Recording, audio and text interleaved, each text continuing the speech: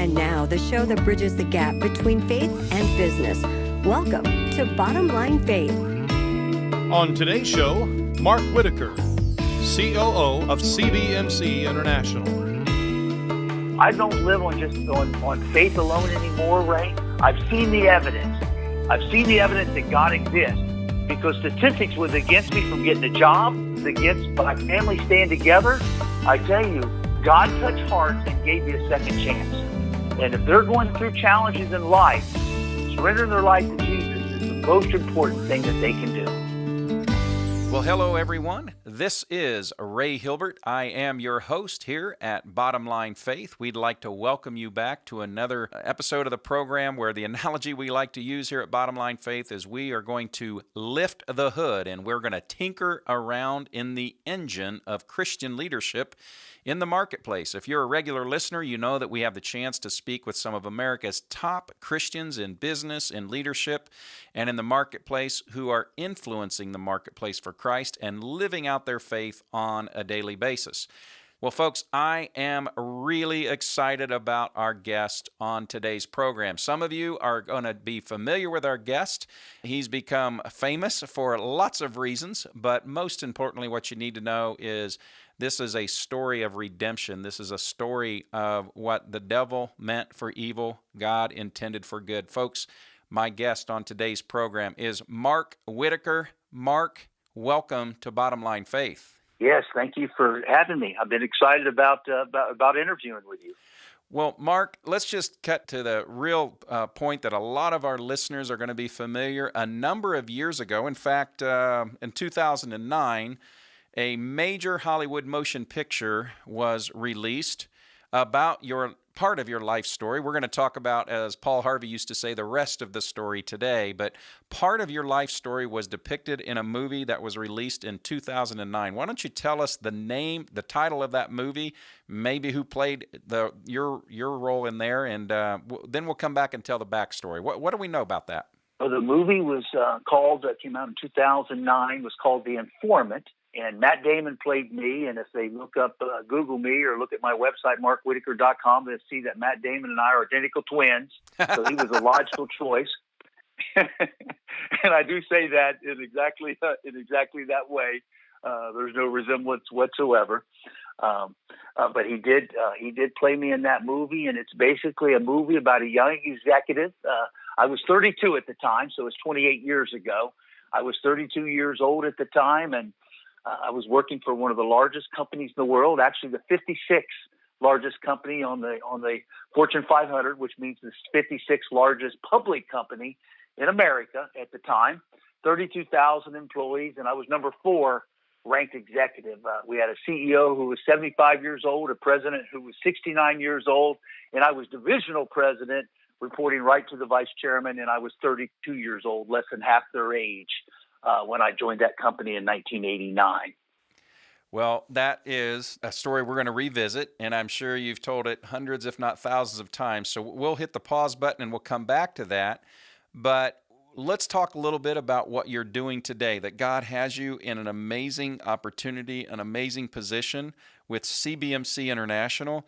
Tell us about CBMC, what the ministry does, and what your title and role are there. Let's talk about that for a moment. Yeah, CBMC is a wonderful organization, an 88-year-old nonprofit ministry, basically founded in Chicago in 1930. So, 88 years ago, I don't think there's many ministries or nonprofits that exist almost a century like we do. Founded in Chicago, basically during the Depression, to help men, Christian businessmen connection. So it is a men's organization. But basically to help men learn how to integrate their faith in their work. And by doing that, it's equipping men to reach the men around them who don't know God. So basically to reach the lost and reach the unconvinced. And we have about 10,000 members in the United States. We're currently in 369 cities, 9 cities more than we were a year ago. And we have a vision to grow into 650 cities during the next 10 years, almost double in the next 10 years. And we're in 94 countries outside the United States with about another 100,000 members involved outside of the U.S. Wonderful organization. How to integrate your faith in your work. Very much focus on evangelism and discipleship, one-on-one discipleship. Yeah, absolutely. And what is your title and role there with CBMC? I tell you, my title at CBMC, I'm the COO. I report right to the CEO. I'm the Chief Operating Officer and also the Director of Field Operations, responsible for the 369 cities that we're currently in and also responsible for the growth. And I met CBMC through 21 years ago when I was involved with this huge scandal, the company that I mentioned that I was with, Archer Daniels Midland, commonly known as ADM. And when I was involved with that scandal, I was in the newspapers a lot because I was working with the FBI and cooperating. And someone from CBMC reached out to me, and I didn't know God at the time, and they discipled me through the tool that CBM that's very active in CBMC called Operation Timothy. And they discipled me through Operation Timothy, introduced me to God and introduced me to Jesus. And I became a Christian during that time over 20 years ago. So CBMC's had such an impact on my life. I've been very active with it as a volunteer for the last 20 years because of the impact it had on my life. I'm even discipling 4 guys still today through Operation Timothy. But I actually joined them full-time on staff about 4 years ago. Oh, that's got to be exciting. I'm sure that a number of years ago, that's probably not what you would have envisioned that you would be doing at this stage in life. That'd be my guess anyway. Is that correct? No, it wasn't. But I tell you, even over the last decade, I've been COO of a cancer research. I'm a PhD biochemist from Cornell, and mostly been in management most of my career at 3 Fortune 500 companies. And I was, for the last decade, I've been COO of a biotech company involved with prostate cancer research. And I'm still on the board of that company today, even after I joined CBMC. And I tell you, even the impact that CBMC had on me, I saw that entire last decade as a way, basically as a mission field, that there's no better place for ministry than the marketplace. And I saw that. Even when I was in, COO of a corporation the last decade before I joined CBMC full time. Well, that's exciting. So that's really then a great way to kind of segue back to where we kind of started this conversation. So long before you knew the Lord, long before you were involved with one of the most proficient and prolific organizations in the world in discipling Christians in the marketplace and building Christians and evangelizing, you had a pre-Jesus life in your career, and that eventually led to a movie. So walk us through the story of what was happening, what was going on, and what was it that led eventually to you, if I've read correctly, becoming the highest-ranking corporate executive in U.S. history to become an informant for the FBI. Is that correct? Did I understand that correctly? That's correct. The FBI still today, say 25 years later, publicly, I've done 7 events for the FBI, including the Quantico FBI Academy. I was their keynote speaker recently, and they say today still it's the highest level executive ever to turn whistleblower in U.S. history. They still say today, 25 years later. All right. So walk us through how did that come to be? How was it that you became a whistleblower for the FBI? Walk us through that story. Well, I tell you, I joined ADM, as I mentioned, in 1989 as a divisional president, the 4th highest ranked executive out of 32,000 employees. We were about $70 billion in revenue. I think ADM today is the 41st largest company on the Fortune 500. We were 56th largest then, so they've even grown more since that point. But boy, I was obsessed with that life, Ray. I tell you, I thought if there's a heaven, this is it. Right where I was, being the 4th ranked executive. I worked there almost 8 years, 7 figures every year I was there with my base salary, bonuses, and stock options. And keep in mind, that's 7 figures in 1989, heading on almost 30 years ago. My first week at work, the CEO came back to my office. It was October 89, and here I am, 32 years old and fresh and young. And he comes back to my office. I'm almost a third of his age. And he said, Mark, the 7 top executives each get their own Falcon 50, their own corporate jet. You're number 4. He introduced me to 2 pilots. They took me out and showed me where the corporate jet that they assigned to me. And for those 8 years, I had 2 pilots assigned to me and a corporate jet just for my use during that time. And I remember my second week of work when I was moving my family, and I ended up buying the CEO. He wanted to move to a smaller home. I ended up buying his home my second week of work there, which was this 13,000 square foot house, 8-car garage. And I tell you, being so full of myself, and this is an example of selfish leadership, not servant leadership that I'm describing now. Before I knew God, I ended up filling that within a couple months' time, filling that 8-car garage with 8 cars, a Ferrari, BMWs, Mercedes, and I said, "Look out, Bon Jovi, it's on." I felt like a rock star during that period of my life. And so you're 2 weeks into the job, you've now got pilots, and you've bought this amazing home, and you're filling the 8-car garage as you've described. I can't imagine that you were waking up each day thinking that, A, you were going to be a part of a scandal, that you were going to be part of something that would eventually lead you to imprisonment. What happened? Walk us through that process of your journey, how you went from that excited new young executive to what transpired after that. What happened during that time was I was about 2 years with the company at that point before I became a whistleblower, about 2.5 years. So I was getting closer to 35 years old, and I started at 32. And my wife was watching this play out. My wife I met when she was in 7th grade, and I was in 8th grade. Went to, we were in the school band together, went to all our proms together in high school.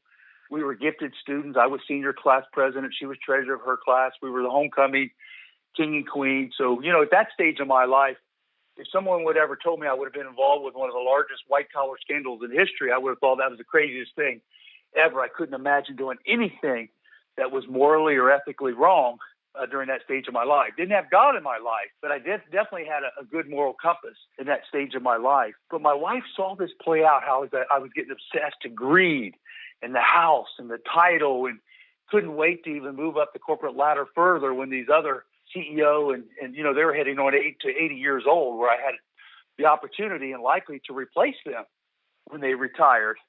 And so she saw this playing out, and one evening, it was 2 years with the company, and she sat me down, and she said, "Mark, what's going on with your life?" And I said, "Ginger, what do you mean? We live in a mansion. We fly around in a corporate jet. If there's a heaven, this is it." And she said, "Mark, I can tell you this is no heaven." She said, "I'm really having a relationship with Jesus, and I've surrendered my life to Jesus, and I can tell you this is no heaven." She said, "You're addicted to your work. You're a workaholic. You work from the minute you get up till the minute you go to bed." She said, especially the last 7 months, keep in mind I was there about 2.5 years at that point. She said, the last 7 months, you're on the phone 2, 3, 4 hours a night after dinner. And this is when you're not traveling, so you don't spend any time with her or our 3 children. And I said, "Ginger, I have to be on the phone at night because the company, now that they trust me and I've been there a couple of years, they're teaching me how to do price fixing. They've been doing it for 12 years, and they're teaching me how to do it. And they expect me to take their place someday because they're heading on 80 to 80 years old. And they've been doing it for 12 years. And I'll never forget, she's a stay-at-home mom, and she says, "Well, what's wrong? Or what is price fixing? What is that?" I said, "Well, it's an international cartel and all these ingredients that go into all the foods around the world, the foods that your listeners would be buying on a daily basis at the grocery store." I said, "We're fixing the prices of those, and the company earns an extra $1 billion a year by doing that. Not $1 million, but $1 billion." She said, "Wow, Mark, is that legal?" I said, "It's not legal, but they tell me you have to do this to be in the commodity business. And for me to continue to move up, I'm going to have to be part of this if I want to stay at this company and continue to move up the corporate ladder." And she said, "Boy, Mark, I don't know if I can live with this." She said she's going to go back on her study and pray about it. I'll never forget this, November 5th, 1992. And she came back about an hour and a half after she prayed about it. And she said, "Mark, what a perfect time to turn yourself in and blow the whistle on this case." I said, "Ginger, I could go to jail for price fixing. It's illegal. The CEO is good friends with President Clinton." I said, "He's a billionaire. They'll come after us with everything they have. It'd be the craziest thing to do to blow the whistle." She said, "Well, I'm telling you, Mark, I just prayed about it, but God is leading me to turn you in to the FBI to expose this case." And I tried to talk her out of it hang for on a one couple second, hours. Mark. Hang on one second. I want to make sure I heard what I think I just heard. And on behalf of our listeners, are you saying that your wife actually said she was led through prayer that she was going to possibly turn you in on this issue? Is that what I heard you say? Yeah, that's correct. That's exactly what happened. She basically, the largest price fixing case in history would have never happened if it wasn't for my wife, Ginger. Oh my goodness. And God led her to that. And then I told her, I said, "Ginger, the company's more powerful than the government. This is a billionaire family. that own this company. That's the major shareholders of this family. So they've got resources. He went to President Clinton's plane to President Nixon's funeral. That's how powerful they are. And she said, you know what, Mark, God to protect us, but my grandma's on $200 a week. She said her grandma, $200 a week Social Security, and she's paying as a victim these higher prices for groceries because of this price fixing of the ingredients in the foods. And she said, we can't be living in a mansion and my grandma paying for this. And we're going to expose this case, and we're going to expose it today. Oh. And a case that was going on for 12 years before I even joined the company. And I was only involved 7 months. The case was blown, the whistle, really by my wife, Ginger. I guess can't even imagine in that moment. I know how upset I get with my wife if she turns the ball game off before it's over. So I can't imagine what that was like. Yeah, multi-hour conversation. Then what happened? Well, I tried to talk her out of it, and she, I've known her since she's 13 years old, and I was 14, and I knew she wasn't going to change her mind. And she said, Mark, she'd rather be homeless than live in a house where illegal activity. We had a mansion, 8-car garage, millions of dollars stock options. I was the number 4 executive in the 56th largest company in America with 32,000 employees, and basically being groomed to replace the president, the number 2. So I was going to go from divisional president to the corporate president. And basically the way the world defines success, we had everything. Yeah. But my wife had met nothing. She had Jesus, was becoming so strong in her life during that time when I joined ADM. As I was growing towards money being my God, she was having a relationship with Jesus. And her faith was growing so strongly that she wanted nothing to do with it. So within a couple hours after we talked, we're sitting 4 hours with the FBI, and I'm telling you, it's an interesting thing to tell the FBI you're stealing $1 billion a year. I mean, that phone was ringing off the hook. It reached Janet Reno, William Sessions, the director of the FBI at that time, shortly before Louis Freeh was director, and it became the largest white-collar price-fixing case in U.S. history, started by my wife. And if you go to the museum today for the FBI, it has the equipment I wore undercover in the museum. Oh, wow. So you ended up moving from whistleblower / informant to actually, you served time as, how did that come about? You actually ended up going to federal prison. How'd that happen? Yes, I did. Basically, I had full immunity. When the FBI wired me up every day, Ray, they said, look, Mark, if these guys catch you, they're going to kill you. They wired me up at 6 o'clock every morning. They shaved my chest, hooked microphones to my chest, had 3 different tape recorders, one in a briefcase, one in a special notebook, and one attached to my back with an athletic band and elastic athletic band. And I got wired up by the FBI at 6 o'clock every morning for 3 years. The longest duration of anybody wear a wire in history is 3 years. And they wired me up. We were at 9, 10, 11 hours a day for 3 years. And when they wired me up, like I said, they'd say, Mark, if these guys catch you, they're going to kill you.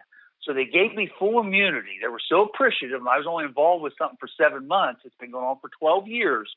They gave me full immunity to never be charged. As long as I didn't get in my own way, as long as I shared everything with them, I had full immunity. A written agreement by the U.S. attorney out of Chicago. The problem was, and there's a documentary on my website, markwhitacre.com, and there's a 2010 Discovery Channel documentary with the 4 real FBI agents, all retired now, and my wife and I, and the prosecutor, all the real people involved with this case. And on this documentary, the longest scene is about what I'm ready to describe right now, is how I ended up going to prison because I had immunity prior to this.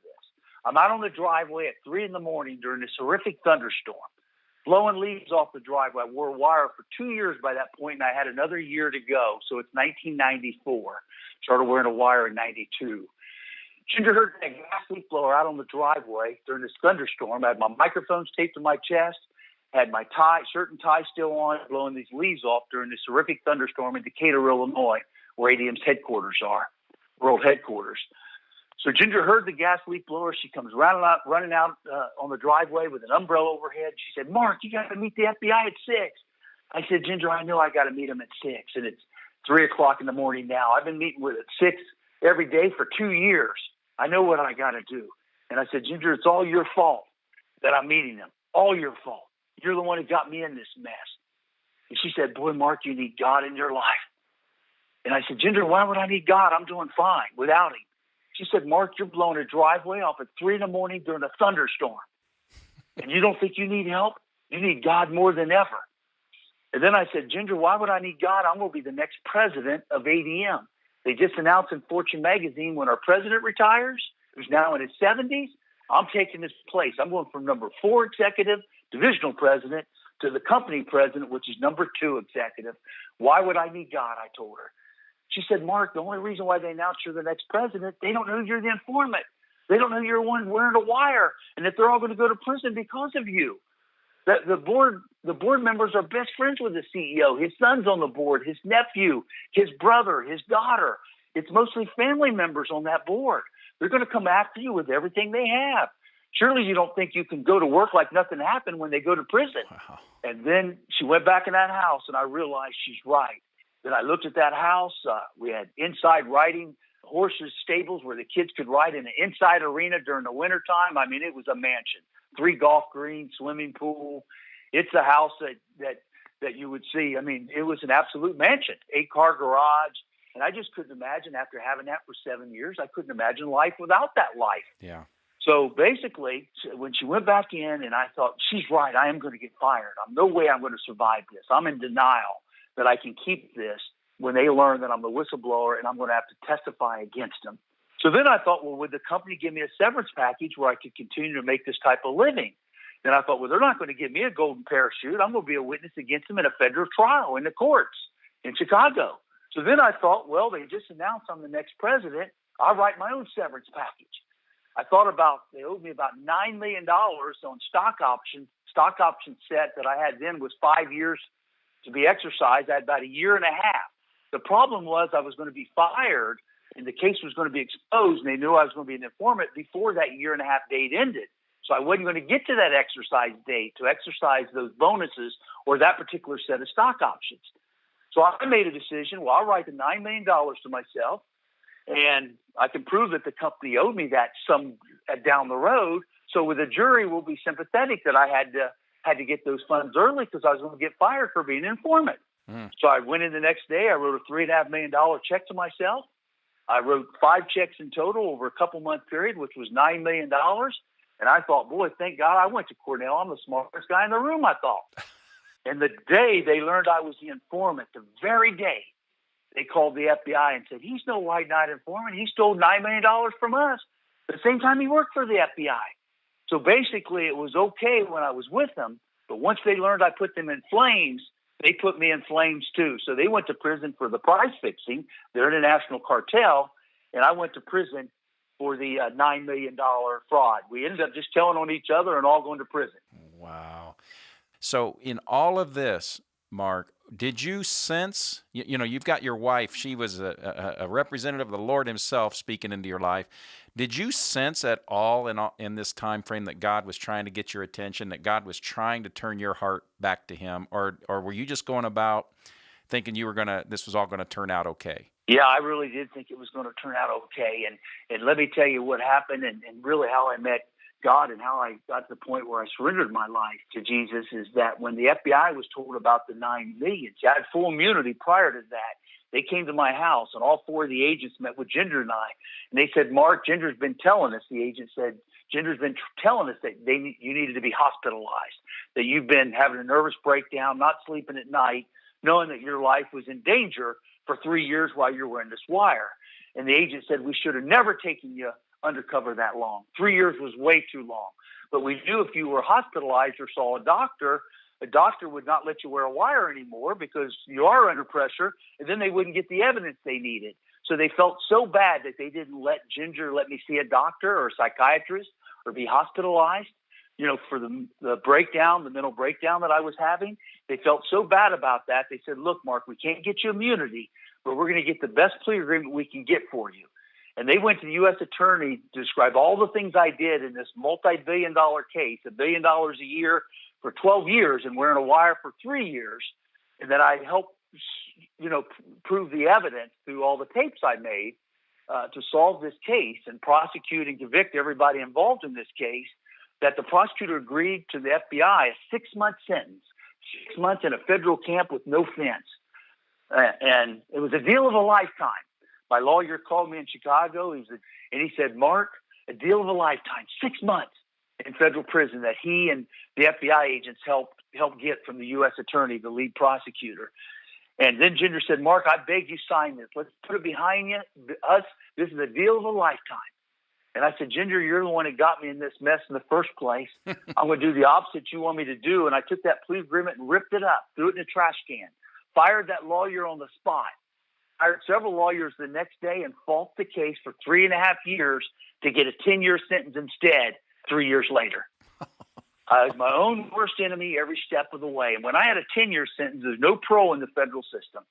And I thought, boy, I could have had 6 months. Now I got to do 8.5 years. You get 15% off your sentence for good behavior in the federal system. Parole doesn't exist since the 80s in the federal system. That's a state thing, but not in federal cases. So I was going to have to do 8.5 years on 10, which means I would have went to prison at 41 and get out at 49. The 6-month deal, I would have been out the same year I went in 1998. So I pulled my car in the garage, Ray, and I wrote a 17-page letter to Ginger before I did that and my kids, and I tried to take my own life. I tried to kill myself. I couldn't imagine going to prison for 9 years. And then it was in all the newspapers about the 6-month plea agreement where I threw it in the trash can, about how I tried to take my own life. And somebody read about it. His name's Ian House, CFO of a large pharmaceutical company, read about it. He didn't know me and I didn't know him. And he was part of CBMC, Christian Businessmen Connection, as a volunteer along with his job. He discipled guys. He read about me, showed up at my house, and I'll never forget this. And he said, Mark, prison is going to be the beginning of your life, and you're going to find your true purpose in life with the journey you're ready to start. That was in 1997, 21 years ago. And I ran into the kitchen, told Ginger, I said, Ginger, there's somebody out on the porch that's crazier than I am. He thinks this is going to be the beginning of my life. And I'm getting ready to go to prison for 9 years. And she fell to her knees and she said, praise God. Thank God sent somebody. And she said, Mark, I've been praying for you for 10 years. And I pray you go out and listen to this man. And I went out and listened to Ian. He started discipling me through Operation Timothy. And he spent 6-7 hours a week with me for 7 months before I went to prison. And then my second week in prison, Chuck Colson showed up. You may know that name. Yes. Chuck Colson of Whitehouse. He was the White House counsel for President Nixon during Watergate, who went to prison in the 70s for the Watergate scandal.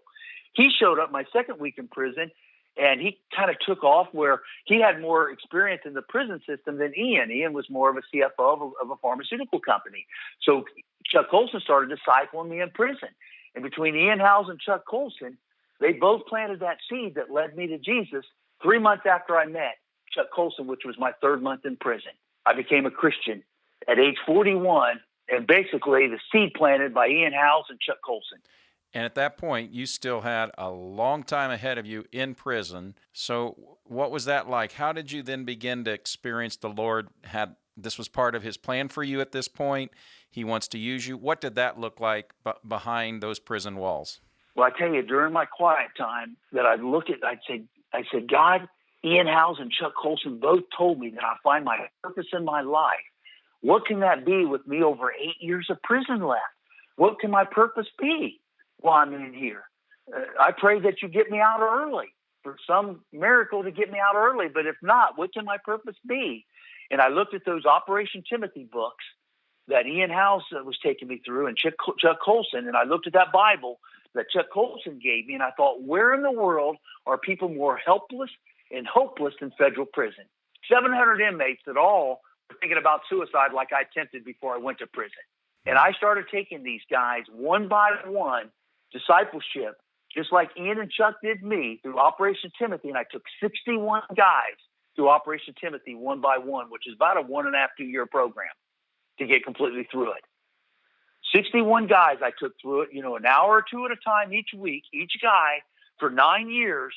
And I'll tell you something, Ray, those at $20 a month for 9 years, after I earned $2 to $3 million a year for 8 years before that, they were the most productive years of my life for federal prison. And I got out 12 years ago.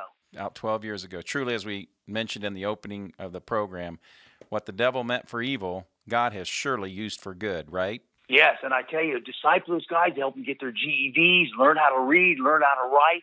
I tell you, Ray, it was the first time in my life that I was helping somebody else besides myself. And I found how rewarding it was to be a servant leader instead of the selfish leader that I was. And how rewarding it was to help see these people improve their life. There was no bonus, no house, no mansion, no corporate jet that was ever more rewarding than what I experienced in prison. I look back at all those years, I really became a free man when I went to prison. And I was in prison to that life of greed before prison. That was prison, the life of greed. Wow, Mark, we're going to run out of time here long before I wish we would. But what I'm hoping by our audience hearing this story, and you do get a chance you share this story all over the world, dozens and dozens and dozens of times, perhaps 100 or more times a year. Is that not true? About 7 or 8 times a month, usually about 95 to 100 a year for the last several years. Yeah. So what I would like to do is we kind of wind down our time together. Would you be kind enough to, let's just for a moment and pause, that there's somebody listening to the program right now who's listening to this story, as I know they do across the planet. Their jaws dropped. They may not have heard this story, or maybe they've seen the movie, but now they understand, the inside track of this thing and the emotion and what you went through. What advice, what encouragement, what wisdom would you pass along to somebody who's listening to this right now, and maybe they're faced with temptation, maybe they're trapped in prestige and power and money and those sorts of things, or maybe God's speaking to their heart to do the right thing even though it would be the hard thing? What advice, what counsel would you have for someone who's listening right now and needs to hear wisdom and encouragement from you? What would you say? I would tell them this, that the most important decision I ever made in my life was to surrender my life to Jesus Christ on June 4th, 1998, 20 years ago. And God took my life from ashes to beauty. The divorce rate, if you serve 5 years and longer, the divorce official statistic is 99% divorce rate. No family survives it, 1%. Ginger and I served 8.5 years, almost double that 5 for the 99%. And we're 39 years married this June, and our marriage is closer and stronger than ever. Not only do we survive, we thrive. And our children, too. I was employed the day I got out of prison. I had 4 different offers. And I didn't move up start off as a COO of a company, but I had 4 promotions where I eventually became the COO. But God gave me a fresh start to start all over again 12 years ago when I got out. God turned my life to ashes and beauty, and our family is stronger than ever. And even the companies that we stole from, the victims of the price fixing, they won hundreds of millions of dollars back in fines. They put a trust fund together that took care of my family the 9 years I was in federal prison for Ginger turning me in, a case that probably would still be going on today if it wasn't for Ginger exposing that case. And I believe that God touched the hearts of those lawyers. I don't live on faith alone anymore, Ray. I've seen the evidence. I've seen the evidence as a scientist. I've seen the evidence that God exists, because statistics was against me from getting a job. Statistics was against my family staying together. And the FBI agents became my biggest supporters. Do you think they'd throw away the key and forget about me? My biggest supporters today? I tell you, God touched hearts and gave me a second chance. And if they're going through challenges in life, surrendering their life to Jesus is the most important thing that they can do. Thank you. And as I'm listening to this, I'm just thinking back to that moment when you had tried to end your life, and Satan was telling you all these lies and everything else, and the prayers of your wife and the wisdom that God had placed and the truth in her heart is what pulled you out of that, because she had been praying that this would be the beginning of your life and not the end, and you saw it, and you're living proof that redemption and hope are the most powerful words we could ever encounter. Absolutely. And if I would have signed that 6-month deal, Ray, I would have came out the same greedy man that I went in. I would have not even listened to Ian Howes or Chuck Colson. My wife and I both look back, and we feel adamantly this could be the case, that God gave me exactly what I needed, which was 9 years in prison. Because a 6-month sentence, I don't believe I would have got to know God. We read in Scripture, he hardened Pharaoh's heart for his purpose, and just perhaps at that season in your journey, he hardened your heart to allow that pride to stick just long enough for you to tear up that 6-month sentence so you could get that 8.5 years. Yeah. What I'm taking away from our conversation, Mark, is that God is in every aspect of our journey and our story, even our stupidity, even our pride, even our arrogance, even our lust and thirst for power and money and all those things. He can, in fact, use it all to His glory, but we have to come to that breaking point, and you came to that, and now look at what God's done, and here we are today, and God's using you on a global basis to bring about redemption. I believe in Romans 8:28, all things work together for good for those who love the Lord and live according to His purpose, that God will take the good, bad, and ugly and use it all for good if you give it to Him. Amen. And those are absolutely perfect words as we end our conversation. Mark, any last words, any thoughts, any advice that you'd like to pass along as we wind down our time together? I'd just like to pass along that, like Ian Howes reached out to me 21 years ago. We don't have to look too far to look at somebody in need who don't know God. Maybe someone in your own home, like I was for my wife. Maybe a neighbor across the street. Maybe someone across the hall in your company, as an employed by the same business that you work at. And I just praise God. I pray that all of us will step out like Ian does and be used by God to really plant seeds for those who don't know God. And I believe that's what Marketplace Ministry is all about. It absolutely is. And Mark, you mentioned it earlier, but would you mind one more time just sharing the website where folks can learn more about your story, your journey, or perhaps even CBMC? How can we learn more about your ministry? Yeah, both the website for me and my testimony, a video of an actual prayer breakfast events on my website, and lots of other things, Discovery Channel, Forbes interview I did recently, and that's www.markwhitacre.com, and Whitacre is Whitacre. So markwhitacre.com, and then CBMC is www.cbmc.com. Christian Businessmen Connection is what CBMC stands for, and that's to really equip guys like I described with Chuck Colson and Ian Howes about reaching out in your sphere of influence and introducing them to Jesus. Well, Mark, thank you so much for not only taking the time to invest and share your story with us here at Bottom Line Faith, but thank you for the obedient path that you are now following, the incredible story and witness that you are allowing the Lord to use you to literally transform the world for Christ. Thank you so much. Thank you. Thanks for having me, and I'll be praying for your ministry. Thank you. Thank you. Well, folks, our guest today has been Mark Whitacre. As he shared, you can learn more about his story at markwhitacre, WHITACRE.com. And you can learn more about CBMC at their website. So, folks, we are so grateful that Mark has invested in us today. I just pray that you would be encouraged. Take the words, take the story that Mark has shared, and use this as your moment of encouragement. Check out the rest of our interviews that we have available for you at bottomlinefaith.org. Again, if you're not a subscriber, check it out. Scroll to the bottom of the page there and become a regular listener here at the program, where we learn from America's top leaders about how to integrate faith into the marketplace. Until next time, I am your host here at Bottom Line Faith, Ray Hilbert. God bless, and we'll see you soon. Bottom Line Faith is brought to you by Truth at Work. If you'd like to hear about new episodes or listen to past episodes, visit us online at bottomlinefaith.org. You can also subscribe to the show through Google Play and iTunes.